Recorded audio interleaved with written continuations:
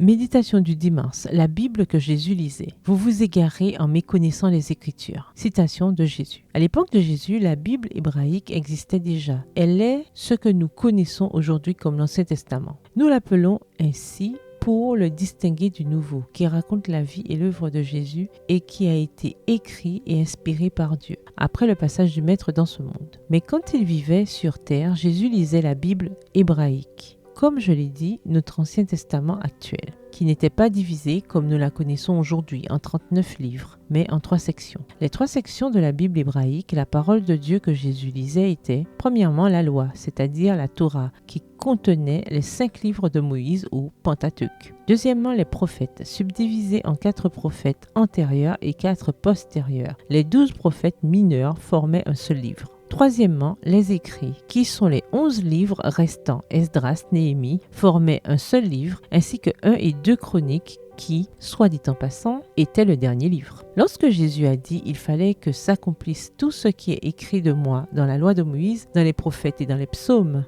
Luc 24, le verset 44, il faisait allusion à cette division. Premièrement, la loi de Moïse ou Pentateuque. Deuxièmement, les prophètes. Troisièmement, les écrits, dont le premier livre était les psaumes. Et lorsqu'il a dit aux pharisiens, afin qu'il soit demandé compte à cette génération du sang de tous les prophètes, depuis le sang d'Abel jusqu'au sang de Zacharie, Luc 11, versets 50 à 51, il reconnaissait aussi implicitement cette triple subdivision, car Abel est mentionné dans le premier livre de la Bible, voir Genèse 4, le verset 8, et Zacharie dans 2 Chroniques, le dernier livre de la Bible hébraïque, voir 2 Chroniques 24, les versets 20 à 22. Il ressort clairement du Nouveau Testament que Jésus croyait en l'autorité et en l'inspiration de l'Ancien Testament, la Bible hébraïque. Et c'est un privilège pour nous d'avoir accès aux écrits qu'il a lus et qui ont constitué la base de sa pensée et de sa compréhension du caractère du Père, et dans notre langue. Avec ce même fondement, nous pouvons former notre pensée de manière à rendre notre foi solide. Mais si nous ne nous appuyons pas sur ce fondement, nous ne pouvons pas espérer avoir, comme par magie, une connaissance complète des choses de Dieu. Ne nous égarons pas à cause de notre méconnaissance des Écritures. Le verset du jour se trouve dans Jean 5, les versets 46 à 47. Car si vous croyez Moïse, vous me croiriez aussi, parce qu'il a écrit à mon sujet. Mais si vous ne croyez pas à ses écrits, comment croirez-vous à mes paroles?